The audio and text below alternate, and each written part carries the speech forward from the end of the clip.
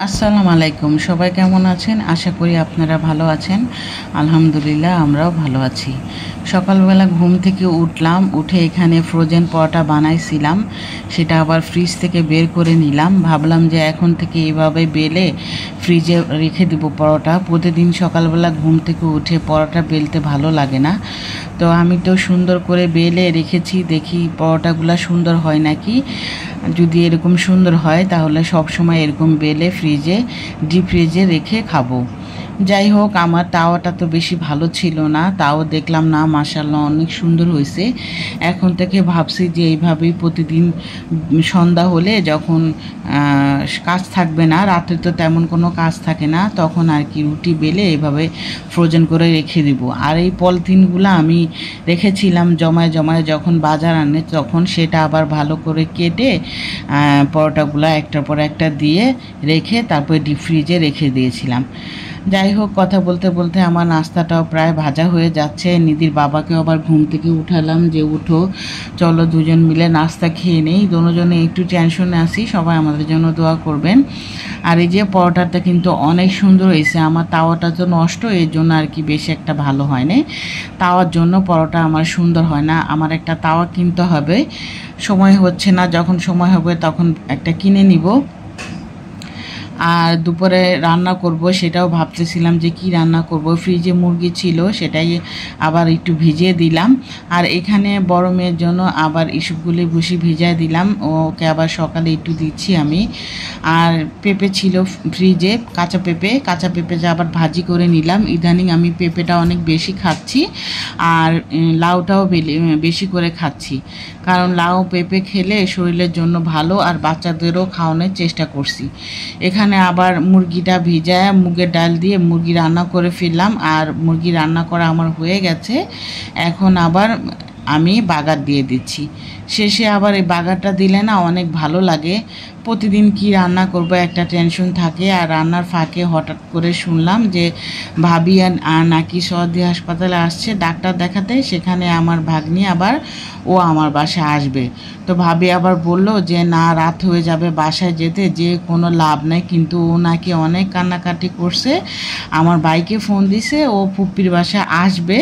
তো আমার ভাই আবার বলছে ঠিক আছে, তুমি আধা ঘন্টার ভিতরে যেয়ে তুমি কি পাবা, মজা পাবা ওখানে, যে তোমার গল্প শেষ হবে।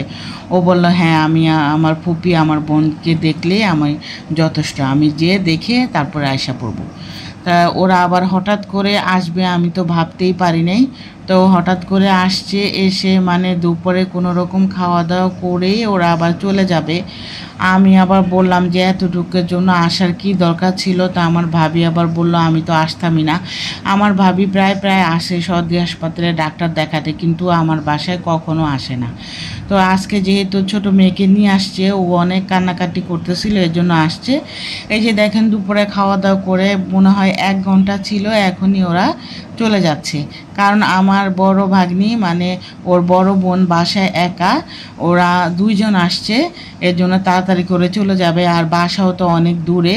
এই যে আমার বড় ভাগ্নির সাথেও আবার কথা বলতেছে, ছোট বোন আর কি বড় বোনের সাথে কথা বলতেছে যে আমরা আসতেছি। ও ও আবার অনেক রাগ হয়েছে যে তোমরা আমাকে ছেড়ে কেন গেছো। তো ওরা আবার বলল যে আমরা তো হঠাৎ করে আসছি। যাই হোক, আমার ভাগ্নিকে দেখে ভাবিকে দেখে আমার খুবই ভালো লাগলো। আমরা একটু গল্প টল্প করলাম। এই যে এখন ওদের মন খারাপ, এই যে ওরা চলে যাচ্ছে 2জন মিলে। আবার ও বলল যে ফুপি চলে যায়। তা আমি বললাম যে এতটুকুর জন্য এসে তোমার কি লাভ হইলো, আবার সবাই মিলে আইসো। ওরা আবার বলল যে না তোমরা যাও, আমরা তো আসছি, এবার তোমরা যাও। তো 1 ঘন্টার জন্য এসে আবার চলে যাচ্ছে। আসলে খারাপই লাগে, নিজস্ব মানুষ এত দূর থেকে আয়সা যদি একটু ভালোভাবে গল্প না করে থাকতে না পারে তাহলে কিন্তু ভালো লাগে না। আর আমার এই ভিডিওটা কিন্তু অনেক আগের করা ছিল, আমি আসলে দিব করে দেওয়া হয় নাই। এখানে আবার দুপুরে যে রান্না করেছিলাম ছোট ছোট 4 টুকরা মাংস আমি আবার রেখে দিয়েছিলাম, সেটাই আবার বিকালবেলা নেহা নিধিকে ভেজে দিচ্ছি। বিকালবেলা আসলে প্রতিদিন নাস্তার একটা ভেজাল থাকে। তো আরেকজনও আমার কাছে চিকেন ফ্রাই খেতে চেয়েছে, আসলে আমার কাছে ওরকম চিকেন ছিল না, তাই ভাবলাম আরেকদিন যখন করব সেদিন আমি দিয়ে আসবো। নিধির বাবাকে আবার বললাম, তুমি আরেকদিন মুরগি আইনো, বেশি করে একটা মুরগির অর্ধেক ভেজে যে আমার কাছে খাইতে চাচ্ছে তাকে আমি দিয়ে আসবো। আর এই যে আমি আবার আমার মেয়েকে ভেজে দিলাম 4 টুকরা, দুইজনকে। ওরা আবার বিকালে নাস্তাটা খেয়ে নিবে। আমি তো বেশিরভাগ বিকালে নাস্তা ঘরে বানায় দেওয়ার চেষ্টা করি।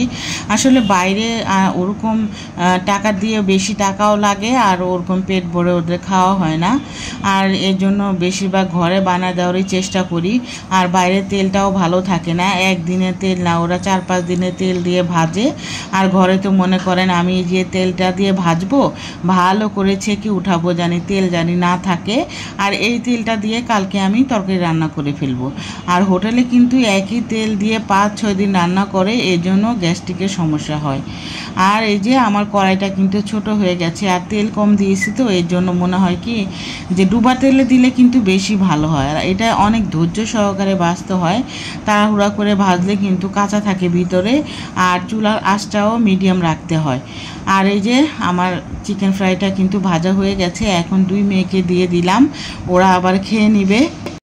আসলে ভাগ্যে যার যেটা থাকে সেটাই হয়। আমি কি ভেবেছি আমার ভাই মেয়ে আজকে আমাদের বাসায় আসবে।